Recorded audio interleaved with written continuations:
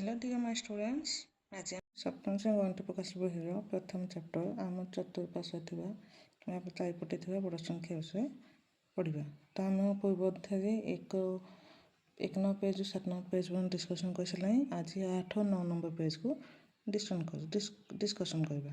Okay ପିଲାମାନେ, ତ ଏଇଠି ଆମେ ଆଜି ଗୋଟେ ନୂତନ ସଂଖ୍ୟା ଶିଖିବା। ପ୍ରଥମ ଆମେ ପଢ଼ି ଆସିଛନ୍ତି ଲକ୍ଷ୍ୟ ଯାଏଁ। ଲକ୍ଷ୍ୟ ପାଇଁ କ'ଣ ଆସିପାରିବ, କେଉଁ ସଂଖ୍ୟା ଆସିବ ତା ବିଷୟରେ ଆଜି ଆମେ ପଢ଼ିବା। ଯଦି ଆମେ 10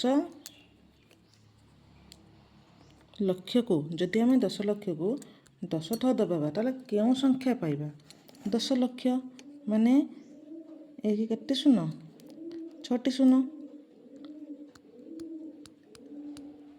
ତ 10 ଲକ୍ଷ ଗୁଣନ 10 ତ କେତେଟି ଶୂନ ହେଇଯିବ? ଏକ ଅଲରେଡ଼ି 6ଟି ଶୂନ ଅଛି, ତ 10 ଗୁଣ ହେଇଗଲା, ତ କେତେଟି ଶୂନ ହେଇଯିବ? 7ଟି ଶୂନ ହୋଇଯିବ। କେତେ ଶୂନ ହେଇଯିବ? 7ଟି ଶୂନ। ତ 7 ଶୂନ ହେଲେ କେତେ ହେଇଗଲା? ଇଏ ହେଇଗଲା 8 ଅଙ୍କ ବିଶିଷ୍ଟ ସଂଖ୍ୟା। 10 ଲକ୍ଷ ହେଉଛି 6 ଅଙ୍କ ବିଶିଷ୍ଟ ସଂଖ୍ୟା। 10 ଲକ୍ଷ ବଟନକୁ ଯଦି ଆମେ 10 ଥର ଦବାଇବା ତାହେଲେ ଆମର କେତେ ହେଇଯିବ? 8 ଅଙ୍କ ବିଶିଷ୍ଟ ସଂଖ୍ୟା ଆମକୁ ମିଳିଯିବ। ତାହେଲେ 8 ଅଙ୍କ ବିଶିଷ୍ଟ ସଂଖ୍ୟା କ'ଣ କହିବା? 100 ଲକ୍ଷ ବା 1 କୋଟି। କ'ଣ କହିବା? 100 ଲକ୍ଷ ବା 1 କୋଟି ବୋଲି କହିବା। ତାହେଲେ ଏଇଠି ଆମେ କ'ଣ ଜାଣିଲେ? 1 କୋଟି ସମାନ କେତେ ଲକ୍ଷ? 1 କୋଟି ସମାନ 100 ଲକ୍ଷ ହେଲା। ତାହେଲେ ନେକ୍ସଟ ଯିବା, କୋଟି ବା କୋଟିରୁ ଅଧିକ ସଂଖ୍ୟା ବିଷୟରେ ପଢ଼ିବା। କୋଟି ପର୍ଯ୍ୟନ୍ତ ପଢ଼ିଲେ ତାପରେ କୋଟିରୁ ଅଧିକ ଯଦି ଅଧିକା ହେଲା ତ ଆମେ କ'ଣ ପଢ଼ିବା? ତ ଏଇଠି ଗୋଟେ ସାରଣୀ ଦେଇଛି। ଏ ସାରଣୀ କ'ଣ ଦେଇଛି ପିଲାମାନେ? ନା ଆମେ ଭାରତୀୟ ଲୋକ, ତ ଭାରତୀୟ ପ୍ରଣାଳୀରେ ଆମେ ସଂଖ୍ୟାକୁ କିପରି ପଢ଼ିବା, ଆଉ ଆମେରିକା ଯେତେବେଳେ ତାଙ୍କର ସଂଖ୍ୟା ପଢ଼ାଯାଏ ତ ଏଇଟା କିପରି ପଢ଼ାଯାଇଥାଏ। ଆମେରିକା ପ୍ରଣାଳୀଟା ଆନ୍ତର୍ଜାତିକ ପ୍ରଣାଳୀ କୁହାଯାଏ, ଭାରତର ପ୍ରଣାଳୀଟା ହେଉଛି ଭାରତୀୟ ପ୍ରଣାଳୀ ହେଲା। ତ ଏଇଠି ଭାରତ ପ୍ରଣାଳୀରେ 1000କୁ 1000 କହୁଛନ୍ତି, ଆମେରିକାରେ ମଧ୍ୟ 1000 ହିଁ କହୁଛନ୍ତି। ଭାରତୀୟ ପ୍ରଣାଳୀ 10000କୁ 10000, ଆମେରିକା ପ୍ରଣାଳୀ ମଧ୍ୟ 10000କୁ 10000 କହୁଛନ୍ତି। ଏଇଠି ଭାରତୀୟ ପ୍ରଣାଳୀରେ 1 ଲକ୍ଷକୁ 1 ଲକ୍ଷ ପଢ଼ାଯାଉଛି, ଆମେରିକା ପ୍ରଣାଳୀରେ ଏଇଟା ଆଉ 1 ଲକ୍ଷ ପଢ଼ାଯାଉ ନାହିଁ। ସେଇ ସମାନ ସଂଖ୍ୟା ଅଛି। 1 ଲକ୍ଷ 5ଟି ଶୂନ ଅଛି, ଏଇଠି ମଧ୍ୟ 1ରେ 5ଟି ଶୂନ ଅଛି, କିନ୍ତୁ ତାଙ୍କୁ ପଢ଼ାଯାଉଛି 100,000 100,000। ଆମେରିକା ପ୍ରଣାଳୀଟାକୁ କ'ଣ ପଢ଼ାଯିବ? 100,000। ଠିକ୍ ସେପରି ଭାରତ ପ୍ରଣାଳୀରେ 10 ଲକ୍ଷ କେତେ ଶୂନ ରହୁଛି? 1ରେ 7ଟି ଶୂନ ରହୁଛି। ଠିକ୍ ସେପରି 1ରେ 6ଟି ଶୂନ ରହୁଛି କୁ 10 ଲକ୍ଷ ପଢ଼ାଯାଉଛି। ତ ସେଇଭଳି ଆମେରିକା ପ୍ରଣାଳୀରେ 1ରେ 6ଟି ଶୂନ ଥିବା ସଂଖ୍ୟାକୁ ଆମେ ପଢ଼ିବା 1 ମିଲିୟନ। କ'ଣ ପଢ଼ିବା? 1 ମିଲିୟନ ପଢ଼ିବା। କ'ଣ ପଢ଼ିବା? 1 ମିଲିୟନ। ଠିକ୍ ସେପରି 1ରେ 7ଟି ଶୂନ ଥିବା ସଂଖ୍ୟାକୁ ଆମେ କ'ଣ ପଢ଼ିବା? 1 କୋଟି। କେଉଁ ପ୍ରଣାଳୀରେ? ଭାରତୀୟ ପ୍ରଣାଳୀରେ ଯେତେବେଳେ 1ରେ 7ଟି ଶୂନ ଅଛି ମାନେ ଇଏ 8 ଅଙ୍କ ବିଶିଷ୍ଟ ସଂଖ୍ୟା ଗଲା, ତ ୟାକୁ ପଢ଼ାଯିବ 1 କୋଟି। ଠିକ୍ ସେପରି ଆମେରିକା ପ୍ରଣାଳୀରେ ବା ଆନ୍ତର୍ଜାତିକ ପ୍ରଣାଳୀରେ ସେଠି କ'ଣ ପଢ଼ାଯିବ? 1ରେ 7ଟି ଶୂନ ଥିବା ସଂଖ୍ୟାକୁ ପଢ଼ାଯିବ 10 ମିଲିୟନ। କ'ଣ ପଢ଼ାଯିବ? 10 ମିଲିୟନ ହେଲା। କିନ୍ତୁ ଏଇଠି 1ରେ 6ଟି ଶୂନ ଥିବା ସଂଖ୍ୟାକୁ 10 ଲକ୍ଷ, ଆମେରିକା ପ୍ରଣାଳୀ ପଢ଼ାଯିବ 1ରେ 6ଟି ଶୂନ ଥିବା ସଂଖ୍ୟାକୁ 1 ମିଲିୟନ। ଏଇଠି 10 ଲକ୍ଷ 10 ଥର ହେଲେ 1 କୋଟି ହେଇଗଲା। ସେମିତି 1 ମିଲିୟନଟା 10 ଥର ହେଲେ 10 ମିଲିୟନ ପଢ଼ାଯିବ। କ'ଣ ପଢ଼ାଯିବ? 10 ମିଲିୟନ। ଆମେରିକାରେ 1 ମିଲିୟନଟା 10 ଥର ହେଇଗଲେ 10 ମିଲିୟନ ପଢ଼ାଯିବ, କିନ୍ତୁ ଭାରତୀୟ ପ୍ରଣାଳୀରେ 10 ଲକ୍ଷଟା 10 ଗୁଣା ହେଇଗଲେ 1 କୋଟି ପଢ଼ାଯିବ ହେଲା। ଠିକ୍ ସେପରି ଭାରତୀୟ ପ୍ରଣାଳୀରେ 1 କୋଟିଟା 10 ଥର ହେଲେ 10 କୋଟି ହେଇଯିବ। 10 କୋଟି। ଏଇଥିରେ 10 ମିଲିୟନଟା ଯଦି 10 ଥର ଦବାଇବା ତାହେଲେ ଏଇଟା ହେଇଯିବ 100 ମିଲିୟନ, 100 ମିଲିୟନ। ଯେଉଁଠିକି 1 କେତୋଟି ଶୂନ ରହୁଛି? 8ଟି ଶୂନ ରହୁଛି, ଆଉ 10 କୋଟିରେ ମଧ୍ୟ 8ଟି ଶୂନ ରହୁଛି। ଯେଉଁଟା ଆମେ ଭାରତୀୟ ପ୍ରଣାଳୀ 10 କୋଟି ପଢ଼ୁଛନ୍ତି, ତାକୁ ଆମେରିକା ପ୍ରଣାଳୀ ପଢ଼ିବା 100 ମିଲିୟନ। ଠିକ୍ ସେପରି 10 କୋଟିକୁ ଯଦି ଆମେ 10 ଥର ଗୁଣି ଦେବା ତାହେଲେ 1 କେତେ ଶୂନ ହୋଇଯିବ? एकरे ହେଇଯିବ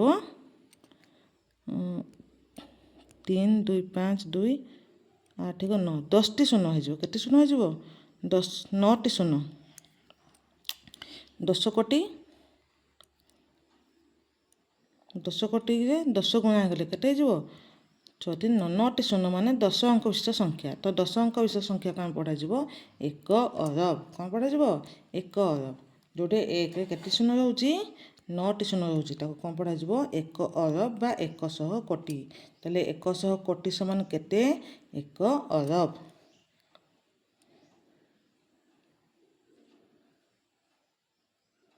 ଆଉ 10 କୋଟିକୁ ଆମେରିକାରେ କେତେ ପଢ଼ାଯିବ? 100 ମିଲିୟନ। 100 କୋଟିକୁ ଆମେରିକା କେତେ ପଢ଼ାଯିବ? 1 ବିଲିୟନ। ପ୍ରାୟ କୋଶ୍ଚିନ୍ ଆସେ ପିଲାମାନେ 1 ବିଲିୟନ ସମାନେ କେତେ କୋଟି? ତ ଏଠି ତୁମେ କ'ଣ କହିବ? 100 କୋଟି। ବା କୋଶ୍ଚିନ୍ ଆସିବ 100 କୋଟି ସମାନ ଡ୍ୟାସ୍ ବିଲିୟନ। ତ କ'ଣ କହିବ? 1 ବିଲିୟନ। ଆଉ ଗୋଟେ ମଧ୍ୟ କୋଶ୍ଚିନ୍ ଆସେ 1 ମିଲିୟନ ସମାନେ କେତେ ଲକ୍ଷ? 10 ଲକ୍ଷ। ହେଲା? କିମ୍ବା 10 କୋଟି ସମାନ କେତେ ମିଲିୟନ? 100 ମିଲିୟନ। ତ ଏଇଭଳି ମଧ୍ୟ କୋଶ୍ଚିନ୍ ଆସିପାରେ। ତାକୁ ମନେ ରଖ ପିଲାମାନେ। ହେଲା? ତ ଏଇଠି କ'ଣ ଦେଖୁଛ ସାଧାରଣରେ? ଏଇଠି ଦେଖ, ଏଇଠି 1000 ଥିଲା ଆମର ଭାରତୀୟ ପ୍ରଣାଳୀରେ କମା 3ଟି ଅଙ୍କ ପୂର୍ବରେ ଲାଗୁଥିଲା। ଆମେରିକା ପ୍ରଣାଳୀ ମଧ୍ୟ 3ଟି ଅଙ୍କ ପୂର୍ବରୁ ଡାହାଣ 3ଟି ଅଙ୍କ ପରେ କମା ଲାଗୁଥିଲା। ତାପରେ 10,000 1 ଲକ୍ଷ ଯେତେବେଳେ ହେଇଗଲା 3ଟି ଅଙ୍କ ଡାହାଣ ପଟୁ ବାମକୁ ଯାଇକି 3 ଅଙ୍କ ପରେ ପୁଣି 2ଟି ଅଙ୍କ ପରେ ପଡ଼ୁଛି। କିନ୍ତୁ ଏଇଠି ଆମେରିକାରେ 3ଟି ଅଙ୍କରେ ହିଁ ଅଛି, ଆଉ କମା ପଡ଼ି ନାହିଁ। ଯେତେବେଳେ ଆମେ ଆରବକୁ ଆସିବା, 1 ଆରବକୁ, ସେତେ କ'ଣ ହେଉଛି ନା ଭାରତୀୟ ପ୍ରଣାଳୀରେ 3 ତାପରେ 2 2 2 ଏବେ କମା ପଡ଼ୁଛି। କିନ୍ତୁ 1 ବିଲିୟନ ଆମେରିକା ପ୍ରଣାଳୀରେ କମା ବ୍ୟବହାର କେମିତି ହେଉଛି? 3 3 3। ତାର ପ୍ରଥମ ଅଙ୍କକୁ ପଢ଼ିବା 1 ବିଲିୟନ, ତାପରେ ପଢ଼ିବା ମିଲିୟନ, ତାପରେ ପଢ଼ିବା 1000, ତାପରେ ପଢ଼ିବା 100। ଓକେ ପିଲାମାନେ? ତ ଏଇଟା କେତେ ଆସିଲା? ବିଲିୟନ, ମିଲିୟନ, 1000, ତାପରେ 100। କିନ୍ତୁ ଆମର ତ ଆସୁଛି କ'ଣ? ଅରବ, କୋଟି, ଲକ୍ଷ, 1000। 4 ପ୍ରକାର ଆସିଲା। କିନ୍ତୁ ତାଙ୍କଟା ଆସିଲା ବିଲିୟନ, ମିଲିୟନ, 1000, 100। 3ଟି ଆସୁଛି। ହେଲା? ତ ଏଇଠି ସେଇଥିପାଇଁ ଦିଆଗଲା ଯେ ଲକ୍ଷ୍ୟ କର, ଭାରତୀୟ ପ୍ରଣାଳୀରେ ଡାହାଣ ପଟୁ ବାମକୁ 3 2 2 ଆକାରରେ କମା ବ୍ୟବହାର କରାଯାଏ, ଯାହାକି 1000, ଲକ୍ଷ, କୋଟି ଇତ୍ୟାଦି। ଓ ଆମେରିକା ପ୍ରଣାଳୀ ସଂଖ୍ୟା ଗୁଡ଼ିକୁ ଡାହାଣ ପଟୁ ବାମକୁ 3 3 3 3 ଆକାରରେ କମା ବ୍ୟବହାର କରାଯାଏ, 1000, ମିଲିୟନ, ବିଲିୟନ ଇତ୍ୟାଦି। ଓକେ? ଆଉ ଏ ଭାରତୀୟ ସଂଖ୍ୟା ନାମକରଣ ପଦ୍ଧତି ଅନୁସାରେ ଆମ ଦେଶ, ଆମ ପୃଥିବୀରେ ଆଉ କେଉଁ କେଉଁ ଦେଶ ରହୁଛି? ଭୁଟାନ, ଶ୍ରୀଲଙ୍କା, ନେପାଳ, ପାକିସ୍ତାନ, ବାଂଲାଦେଶ, ମାଳଦ୍ୱୀପ, ଆଫଗାନିସ୍ତାନ ଓ ମିଆଁମାର ମଧ୍ୟ ବ୍ୟବହାର କରୁଅଛି।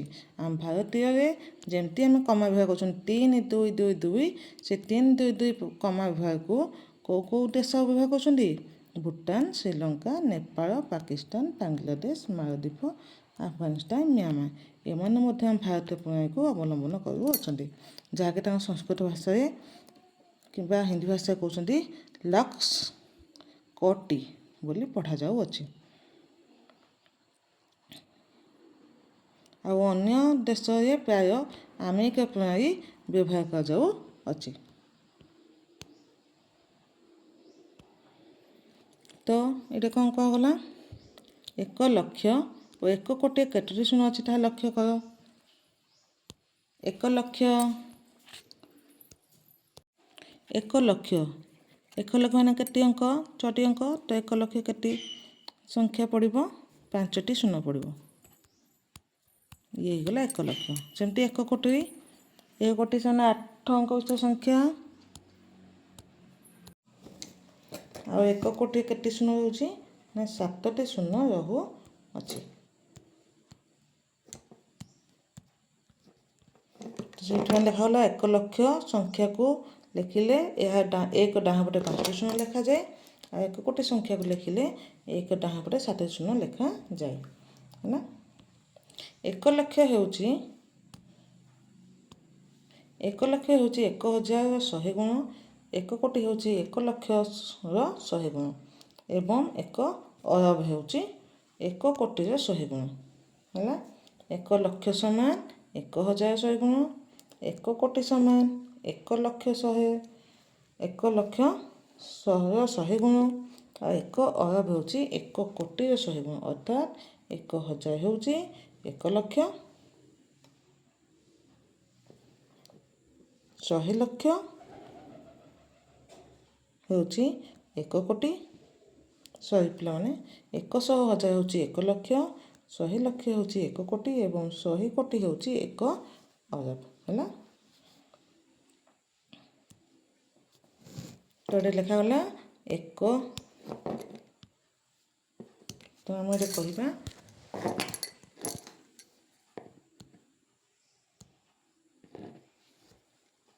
100,000 100,000 ସମାନ 1 ଲକ୍ଷ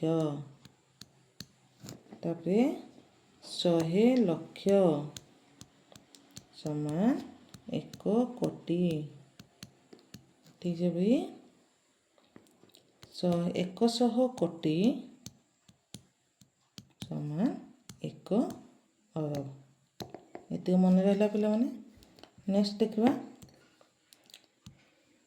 ଲେଖିବା 1,000 ଲକ୍ଷରେ କେତୋଟି ଶୂନ ଅଛି ତ 1,000 ଲକ୍ଷ 1,000 ମାନେ 3ଟି ଶୂନ ଲକ୍ଷ ମାନେ 5ଟି ଶୂନ 3 ପରେ ପୁଣି 5ଟି ଶୂନ 1 2 3 4 5 ତ 1,000 ଲକ୍ଷ କେତେ ଶୂନ ଆସିଲା 1 2 3 4 5 6 7 8 9 ତ କେତେ ଆସିଲା 9ଟି ଶୂନ ଆସିଲା ସବୁ 100,000ରେ କେତେ ଶୂନ ଅଛି 100,000 ମାନେ 100 ତାପରେ 1000 ମାନେ 3ଟି ଶୂନ ତ କେତେ ଶୂନ ରହିଲା 5ଟି ଶୂନ ଅଛି ହେଲା।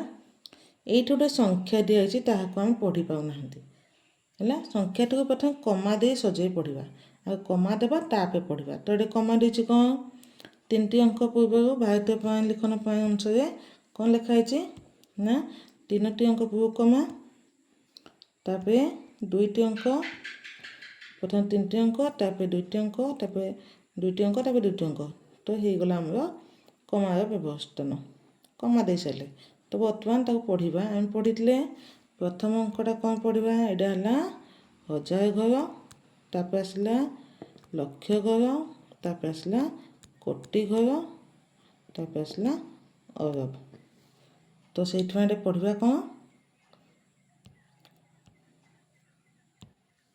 9 ଅରବ 87 କୋଟି 65 ଲକ୍ଷ 1,234 ତେଣୁ ଲେଖା ହେଇଛି 9 ଅରବ 87 କୋଟି 65 ଲକ୍ଷ 1,234 ବା ତାକୁ ଆଉ ଗୋଟେ ପ୍ରଣାଳୀ ମଧ୍ୟ ପଢ଼ିପାରିବା ଏଇଟା କମା ନ ଦେବା ଯଦି ଏଇଟା କ'ଣ ପଢ଼ିବା 987 କୋଟି ପଢ଼ିବା 987 କୋଟି 65 ଲକ୍ଷ 1,234 ଇଏ ହେଲା ଆମର ଭାରତୀୟ ପ୍ରଣାଳୀ ଲିଖନ।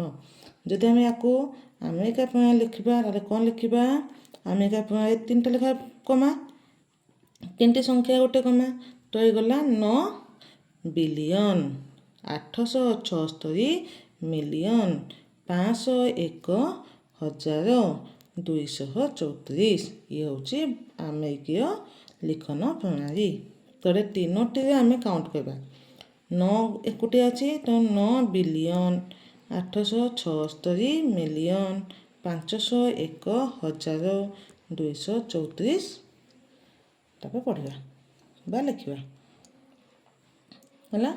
ତ ଏଠି କ'ଣ କରିବା ଏଇଟା ଯେମିତି କମା ଦେଇକି ପଢ଼ିଲେ ତାକୁ ଆମେ ସଂଖ୍ୟାରେ ଲେଖିବା ଅକ୍ଷରରେ ଲେଖିବା ହେଲା। ତାପରେ କୋଶ୍ଚିନ୍ ଦେଇଛି ନିଜେ କରି ଦେଖ କ'ଣ ଦେଇଛି ନିଜେ କରି ଦେଖ ତ ଏଠି ଦେଇଛି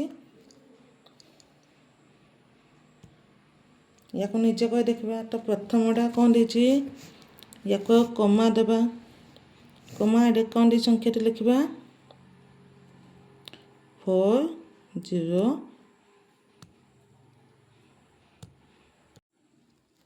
କ'ଣ ଦେଇଛି ଏଠି ସଂଖ୍ୟାଟି ଏରେ କ'ଣ ନମ୍ବର ଦେଇଛି 405068 ତ ପ୍ରଥମେ କମା ଦେବା ଭାରତୀୟ ପ୍ରଣାଳୀ କେତେ କମା ଦେଲେ କ'ଣ ହେବ 3 2 ହେଲା तो केते बाहारी पड़ला 40 लक्ष कौन लिखा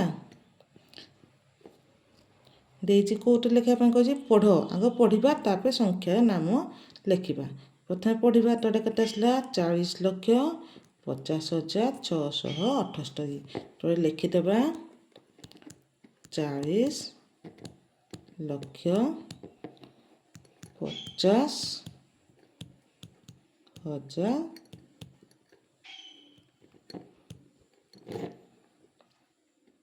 678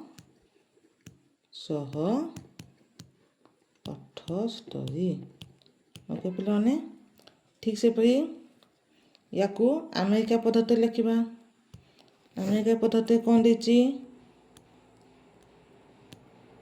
अमेरिका पद्धति कौन कही ना 3 3 3 तेना 3 टी लेखा नेबा तो केते गला ये गला 1000 1000 पे कौन अच्छी मिलियन तो लिखा 4 मिलियन 50,000 678 तो ये सब गुड़ा लिखिब ओके तापर जा बी बी को कौन पढ़ा मुझे पढ़ी दूसरी तुम लेखाटा लिखि नब है पे तो अमेरिका प्रणाली भारत प्रणाली कौन सब पढ़ा पढ़ लिखि दूसरी बाकी तक तुम निजे लिखि नब ना को तो निजे लिखि नब है तो 48 12 16 20 ठीक अच्छे तो कमा दवा भारत प्रणाली 3 2 2 अमेरिका प्रणाली कौन आसो सॉरी अमेरिका प्रणाली 3 3 तो पढ़ा के 4,81,61,620 ये आम भारत प्रणाली अमेरिका प्रणाली कौन लिखा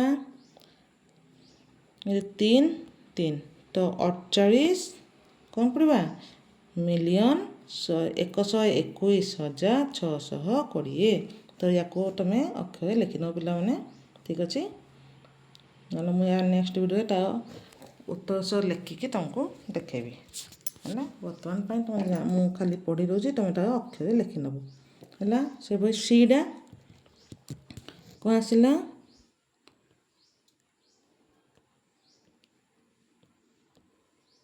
तो ये संख्या तो लिखाई 200,222,202 तो भारत कौन 3 2 2 तो केते ही गला 2 कोटी 0 लक्ष 0 ना 2 कोटी 22,002 जदि आपको आम अमेरिका प्रणाली लिखा तो केते लिखा ना अमेरिका प्रणाली 3 3 3 3 तो 20 मिलियन 22,002 अमेरिका प्रणाली कह